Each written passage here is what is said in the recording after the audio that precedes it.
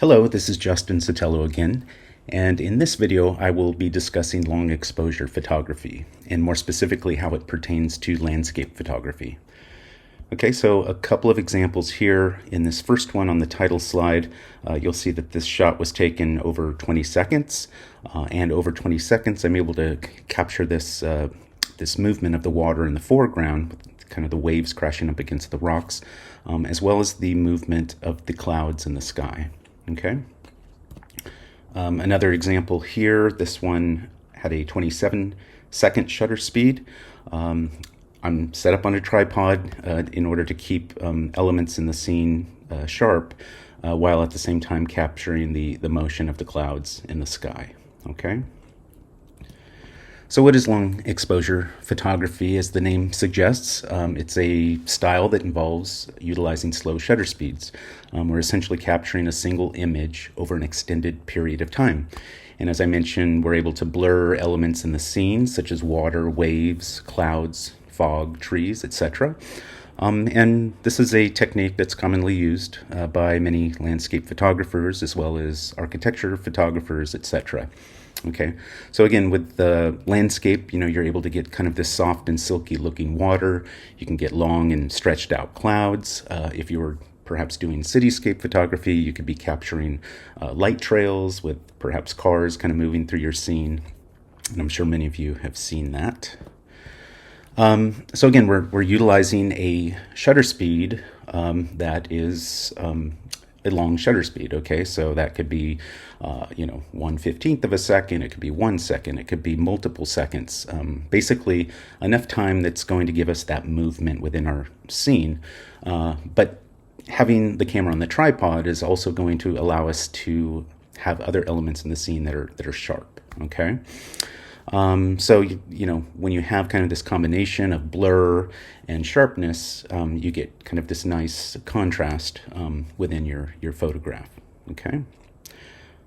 And as you might imagine, the longer your shutter speed is, the more the moving subjects or elements in your scene, the more they will blur. Okay. So again, when is it useful?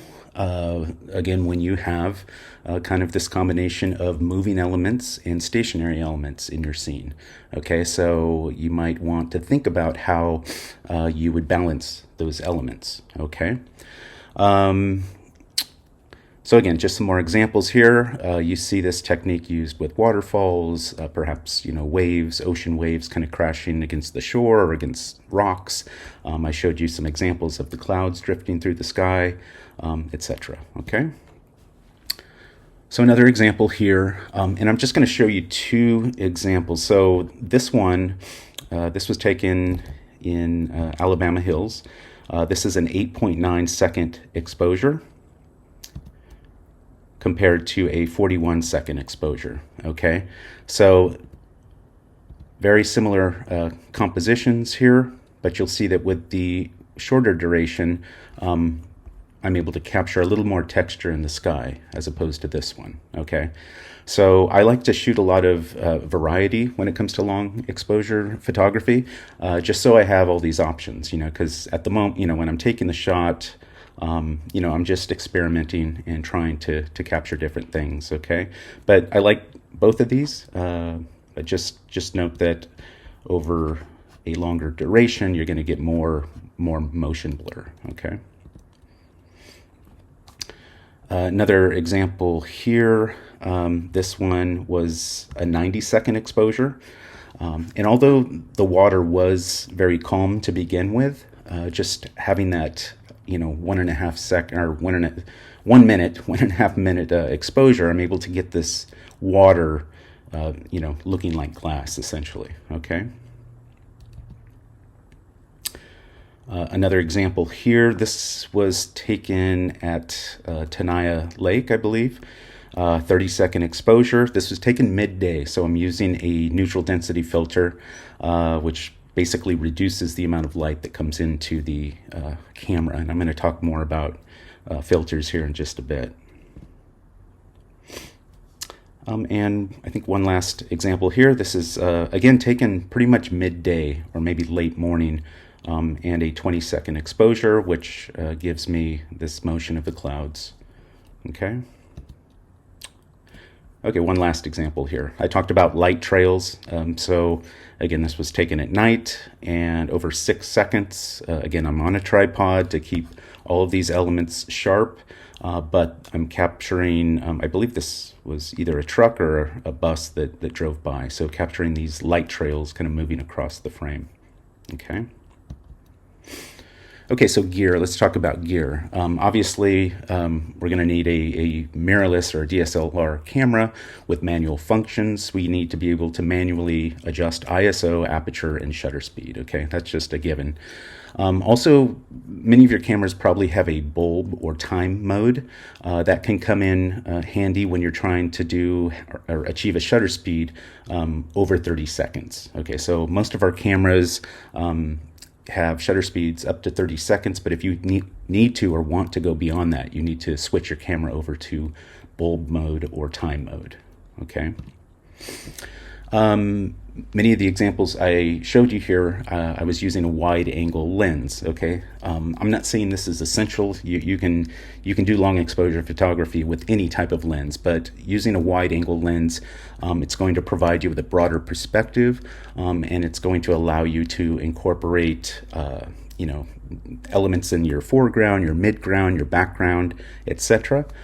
So I think a wide angle lens can come in really handy for this type of photography. When I say wide angle lens, I mean I'm talking about a focal length of 35 millimeters or shorter. Okay. I mentioned using a tripod. This is an essential in order to have elements that are not moving. In order to have them sharp or tack sharp in your scene, you absolutely need to be on a tripod. Okay. Many of you probably have a tripod already. If you don't have one, it is an investment. It can be kind of an expensive item to purchase, but it will be something that will last you a long time. Okay. But again, I'm not going to get into that, but you need to do your research if you're in the market of buying a tripod, but make sure you find one that is durable. Okay. There are a lot of cheap, inexpensive options out there, but you need to find something that's going to be durable, something that can withstand the elements like wind, but you also need to think about portability too. Okay. If you're going to be hiking around a lot, you want to make sure you're not carrying around this big heavy tripod. Okay, so just a few things to keep in mind. Another thing I think is essential, or could be optional, is a remote shutter release. Okay, I would say it's essential, but you can get around it by utilizing your camera's self-timer. Okay, basically what you're trying to do is not touch your camera during your long exposure. Okay, so you want to avoid touching the camera's shutter button, because even that slight movement can blur any sharp elements that or any elements in your scene that should be sharp. Okay, so I think this is a good investment. If you don't have one at the moment, you can again use your camera's self-timer. Many of the cameras have a 2-second self-timer, which is sufficient time to just kind of step away and take your shot while not touching your actual camera. So ND filters, or neutral density filters, I mentioned this a bit ago. Think of them as sunglasses for your camera lens. Okay, so they allow you to better control or reduce essentially the amount of light that's coming into the camera. Okay, putting a filter on your lens like midday is going to allow you, or at any time, it's going to allow you to get a longer exposure, longer shutter speeds. Okay, and they're going to be essential, right? Especially if you're trying to do long exposure during the day or in bright conditions. Okay, and they come in all different strengths or opacities. Okay, so the darker the filter is, the slower your shutter speed will be. Okay, I'm going to talk about that in a little bit. Also know that there there's a whole variety of neutral density filters, or filters just in general. Okay, you have the type that just screw onto your lens. You have other systems where you have a mount on the front of your lens, and you maybe drop the filter into a slot. There's all different types. If you don't have ND filters, you'll just want to do your research. Here are a couple of manufacturers you could potentially look at. So B&W, Lee Filter, Hoya, etc. But also know that, like with anything, not all filters are the same. You're going to have your cheap ones, your expensive ones. I would definitely avoid the cheaper ones. They tend to have a strong color cast. They can make your images less sharp. They could create some vignetting, that sort of thing. Okay, so when we're looking at ND filters, you'll see how they're essentially rated, and you'll see commonly filters that are referred to as 2-stop filters, 3-stop, 6-stop, 10-stop filters, etc. Okay, so the higher the number, the stronger the filter is, or the more it's going to reduce light from coming into your lens or into your camera. Okay, so what do we mean by 2 stops, 3 stops, etc.? Okay, so if we were metering a scene and our camera is calling for a 1/60th of a second shutter speed, if we were utilizing a 10-stop filter, we would need to extend our shutter speed by 10 stops. Okay, so we're slowing the shutter speed down by 10 stops. Okay, so 1/60th of a second would then become 16.7 seconds, okay, in order to get a proper exposure. And of all the different strengths of filters, I would tend to say that the 6-stop and 10-stop filters tend to be the more common filters that are used. Okay. Okay, so I'm going to go kind of step by step in how we capture a long exposure photograph. Okay, if we're looking at landscape photography, obviously we're going to want to know the weather conditions. Okay, is it a overcast day? Are there no clouds in the sky? Okay, those might not be the best conditions for long exposure photography if we're wanting to kind of capture some dramatic clouds kind of moving through the scene. Okay, so studying the weather, knowing what your conditions are going to be before you explore this type of photography. Okay, you may want to scout or visit your location in advance. Okay, so what is it you're looking for in your scene? Are you trying to capture moving water, waves, fog, again, clouds moving through the scene? So, study your location, visit it, and then kind of figure out what your composition is going to be. Okay, you also need to know whether or not the sun, or where the sun's going to be positioned in your that day or at that scene, because you're not going to want the sun kind of moving through your frame. Otherwise, it's going to end up being kind of this bright streak of light moving through your frame. Okay, so a couple of things, or I was going to refer to PhotoPills, an app where you can basically check out your location and know exactly where the sun's going to be at any given time. Okay, so if you don't have this app, I believe it's about a $9 or $10 app, but a lot of cool tools that are built into PhotoPills. Okay. I mentioned composition. Okay, so step 3, determine your composition. Okay, and like always, having a strong composition is important in order for you to create a compelling image. Okay, you want to think about the elements in your scene. Okay, what's moving, what's going to be stationary, and how are those elements going to be interacting with each other. Okay, knowing what your foreground's going to be, your midground, your background, and again, as I mentioned, knowing those still elements versus the moving elements and how they're going to interact with each other. Okay, so determine your composition, and then you're going to want to put your camera on the tripod and kind of refine your composition at that point. Okay, so again, I talked about foreground, midground, background. Okay, so I thought about those elements as I was kind of framing this shot. Okay, I knew that there were. It was kind of a windy day. Not too windy, not windy enough to move the camera on the tripod, but windy enough to kind of capture this movement in the foreground. And I also had clouds kind of moving through the scene. Okay, so I was thinking about how all of those elements are going to kind of interact with each other. Okay.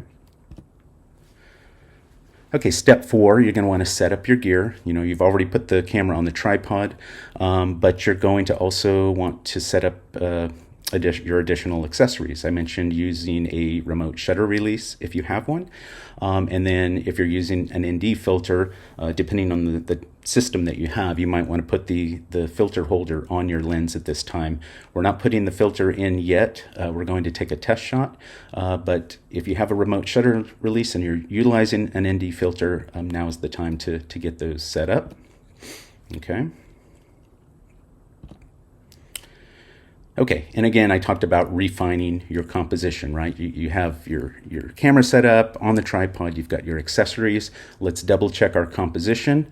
And at this point, too, we're going to want to focus our lens, okay? And with landscape photography, you generally want most of your scene in focus. Okay, so what does that mean? We want as much depth of field as possible, which is going to require, utilizing an f-stop like f11, f16, that sort of thing. Another thing we want to think about is where we're going to focus. Okay, so what is the kind of main point of interest in your image? Or if you want that depth of field kind of throughout, you may have heard the term hyperfocal distance. Okay, what does that mean? It means we're focusing at about a third of the way into the scene. Okay, and if you want to be more specific in kind of nailing the hyperfocal distance, you can utilize, they have calculators. Again, I mentioned PhotoPills. If you go to their website, they do have a calculator where you can plug in your exact camera model, the type of lens that you're using, what aperture you'll be shooting at, and it will tell you, it'll calculate where you need to focus in your scene. Okay, you can do that online, or you can do it with the app on your phone as well. Okay, but generally speaking, a lot of people say, focusing about a third of the way into the scene will give you, that nice kind of depth of field that you're looking for. But again, if you want to be more specific, check out PhotoPills. Once you have set your focus and you have that locked in, you then want to switch your lens over to manual focus, okay? And the reason for that is you do not want to accidentally hit your shutter button again and throw off the focus, okay? So you can utilize your autofocus system, lock your focus, get that nailed down, and then once that's nailed down, you've got your composition, you've got your focus, switch your lens over to manual mode so you don't accidentally refocus, okay? And here's just a screenshot of what the PhotoPills app looks like if you're trying to calculate that hyperfocal distance here, okay? A couple of other suggestions. Because we're on a tripod, we don't need to have image stabilization enabled. So if you have that on your lens or in your camera body, you might, or I would suggest disabling those, okay? Because we already have the tripod that's stabilizing our shot, okay? So what might happen is, you have these moving elements in your lens or in your camera, and they might try to work and actually do the opposite of what you want. They might actually create movement in your camera or in your lens, and thus, giving you potentially a blurry shot. Okay, so I would disable image stabilization. Another thing, I think by default, your camera's if your camera does have long exposure noise reduction, I would just make sure that too is disabled. Over a long shutter speed, your camera could potentially create noise within the image. But when you do have this enabled, basically it takes your camera a longer period of time to process that image, okay? So I would turn that off because you want more time in the field, right? You want more time shooting. And when that feature is enabled, it's taking your camera longer to process the image, and which is resulting in you taking less photographs, okay? So noise can always be fixed in post-processing. So again, 2 suggestions. I would disable image stabilization and make sure that your long exposure noise reduction is turned off as well. But again, once the camera comes off the tripod and you're doing other types of photography, I would go ahead and turn image stabilization back on. Okay. So a couple of examples of what that looks like. This is saying the stabilizer is on. We want to make sure it's off when we're on the tripod. And then just a screenshot here of your menus. Make sure that your long exposure noise reduction is off or disabled. Okay, step 7, now we're going to set our exposure. Okay, so you could either be in manual exposure mode or aperture priority mode. We'll want to choose an ISO that has a low value, or your camera's lowest native ISO, which could be ISO 50 or 100 or 200, okay? We want a better quality image, okay? And we're going to be on a tripod with a long shutter speed, so we can utilize a low ISO. And again, with landscape photography, I would suggest an aperture like f8, f11, or f16. Those are generally going to be kind of the better apertures to use to get as much depth of field as possible, and to also get the sharpest image possible, okay? And then we're going to select a shutter speed based on what our camera's metering system tells us, okay? So we're locking in our ISO, we're locking in our aperture, and then we're going to see what type of shutter speed our camera calls for, okay? Unless you're in aperture priority mode, then your camera will automatically determine the shutter speed, okay? But we want to take note of what that shutter speed is, okay? Okay, so now we're going to take a test shot. We've already nailed our composition, we've already nailed our focus, we've nailed our exposure.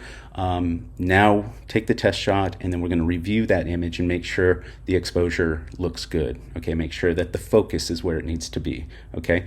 But again, taking note of what that original shutter speed was, okay? So that was the test shot. Now we're going to take our shot, okay? So at this point, we're going to switch over to manual mode, okay? If we were previously in aperture priority, okay? And as I mentioned, we've got all these things locked in already, so we're getting ready to take our shot. Next, step 10, we're going to add our ND filter if we are using an ND filter, okay? But when putting that ND filter on your camera, you want to be careful. You want to make sure you don't move the camera, bump the camera. If you're using the twist on type of filter, you want to make sure that you don't accidentally twist the focus ring on your lens and then throw off your focus, that sort of thing. And just note that if you're using a very strong filter, like a 10-stop filter, you're not going to be able to see anything through your viewfinder, or if you're in live view mode, okay?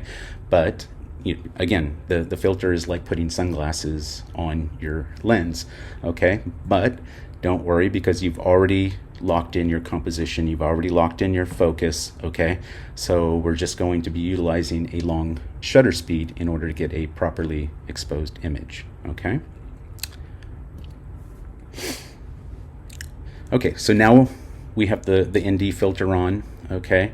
Now we're going to calculate or apply our new shutter speed, okay?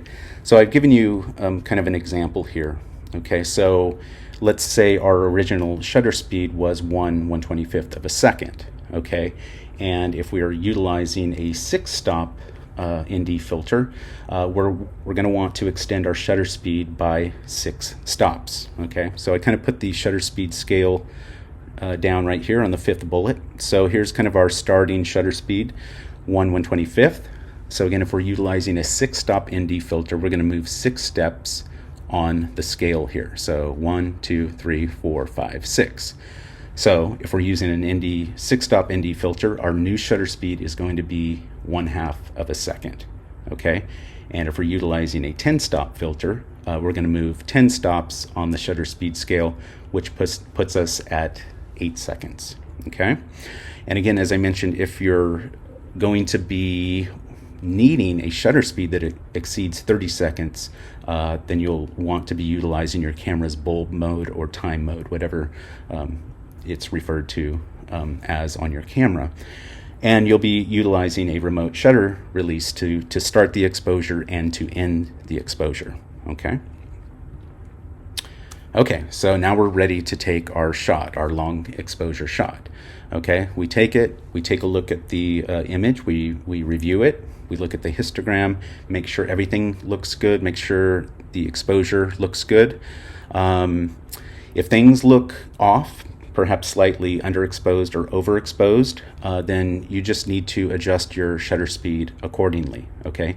Even though the filters might be rated at 6 stops or 10 stops, it might not be perfect, okay? So you always have to let your eye be the judge, okay? So again, if something looks a little too dark, just extend the shutter speed a bit. If it looks overexposed, then reduce the shutter speed a bit, okay? And just take some additional test shots until you get to an exposure that looks right to your eye. On the topic of long exposure, I'm also going to mention intentional camera movement, or ICM as it's referred to. Okay, so with this type of photography, in many cases we're going to have the camera off the tripod, although you can do intentional camera movement with the camera on the tripod. Okay, so what is ICM? It's a technique that lets you create stunning abstract images by moving your camera while capturing the shot. Okay, and you'll want to adjust your camera settings to acquire a correct exposure while using a longer shutter speed, right? So we're intentionally trying to capture motion or movement in our frame or in our shot. And I'm going to show you some examples here in just a bit. With this type of photography too, you might want to also consider putting your camera in shutter priority mode.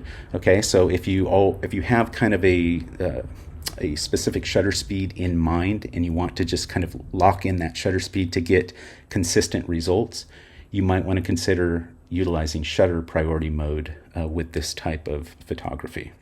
Okay, so again, you're intentionally moving the camera to get kind of this weird or motion or this abstract effect. Okay, these are examples of what you can do. Obviously you can do this handheld and you can move the camera in any manner. You can also pan, you can tilt, you can zoom in and out, and then also I mentioned doing it on a tripod. You could try panning like from left to right or tilting up and down, and I'm going to show you some examples here. Okay, so these are examples of panning while handheld. Okay, I could have done this with a tripod, and perhaps I might have gotten a better result, but these were done handheld. I don't think I have my tripod at the moment. These aren't exceptionally long shutter speeds, but you see down here, this one was taken at 1/40th of a second. Okay, and I'm just panning really quickly to the right because I have kind of this horizon line. That's how I'm moving the camera, okay, to kind of accentuate those lines, okay, those horizontal lines. This image here on the right was taken at 1/4 of a second, okay, and you'll see both of these. I could have been using an ND filter, but I was just trying to shoot more kind of on the fly at the moment, so I just closed down my aperture to f/22 just to reduce the amount of light coming into the camera and to get the exposure I was looking for. This is an example of, again, handheld, but moving the camera, tilting it up and down, right?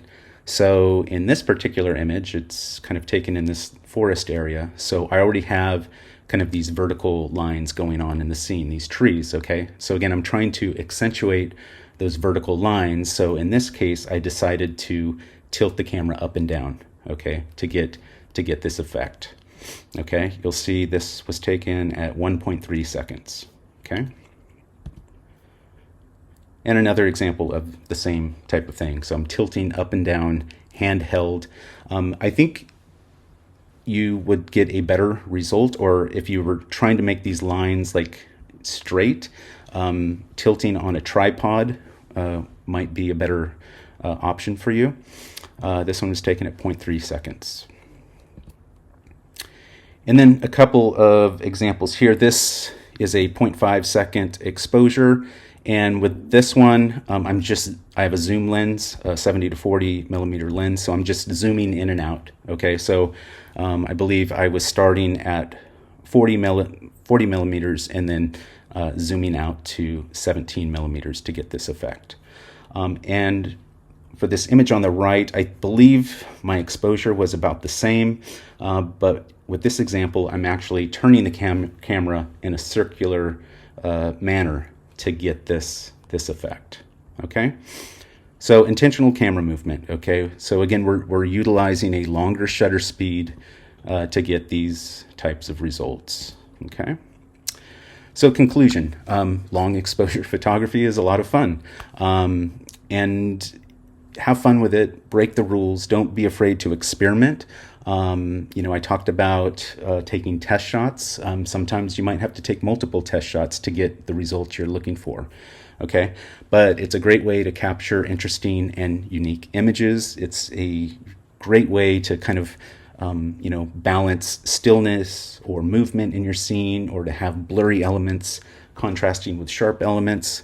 So it's really interesting. It's really fun. It does require a little more planning and a little more work compared to just regular photography, but I think the results will be worth it. Also note that if you're utilizing a lot of long shutter speeds, it is going to drain your camera batteries quite a bit more. So be prepared, have backup batteries, that sort of thing. Okay, but that's it. Long exposure photography. I hope this was helpful, and I hope you have fun. Thank you again for listening.